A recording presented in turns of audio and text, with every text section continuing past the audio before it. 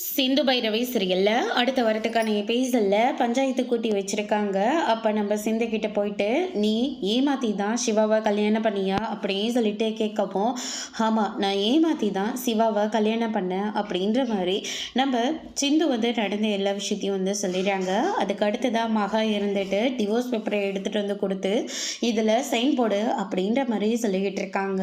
உடனே சிந்து இருந்துட்டு, நான் சிவா டாக்டரை ஏமாற்றி கல்யாணம் பண்ணினே தவிர நான் வேறு எந்த தப்பும் பண்ணலை, அதனால் நான் இந்த டிவோர்ஸ் பேப்பர்லலாம் சைன் போட மாட்டேன், எங்களை பிரிக்கிற உரிமை யாருக்கும் கிடையாது அப்படின்ற மாதிரியே சொல்கிறாங்க. உடனே பஞ்சாயத்தில் இருக்கிறவங்க, நீ பஞ்சாயத்தை ரொம்பவே அவமதிக்கிற அப்படின்ற மாதிரி சொல்லிக்கிட்டு இருக்காங்க. அதுக்கு அடுத்ததாக நம்ம ஸ்னேகா இருந்துட்டு, சிந்து கையெழுத்து போடலன்னா என்ன, சிவாவை கையெழுத்து போட சொன்னால் வேலை முடிஞ்சுது அப்படின்ற மாதிரி சொல்கிறாங்க. மகா இருந்துட்டு, சிவா இதில் கையெழுத்து போடு அப்படின்ற மாதிரி சொல்லிக்கிட்டு இருக்காங்க.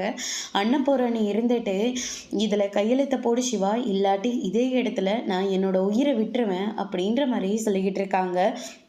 சிந்து இருந்துட்டு, இல்லை டாக்டர் நீ இதில் கையெழுத்து போடக்கூடாது, போடவும் வேண்டாம் அப்படின்ற மாதிரி நம்ம சிந்து ஒரு பக்கம் சொல்லிக்கிட்டு இருக்காங்க. அன்னபூரணி சொன்ன மாதிரி இதில் கையெழுத்தை போட போகிறாங்களா, இல்லை சிந்து கேட்குற மாதிரி அதில் கையெழுத்தை போடாமல் இருக்க போகிறாரா, என்ன முடிவு சிவா எடுக்க போகிறாருன்றத வரப்போகிற எபிசோடில் பார்க்கலாம். தேங்க்யூ.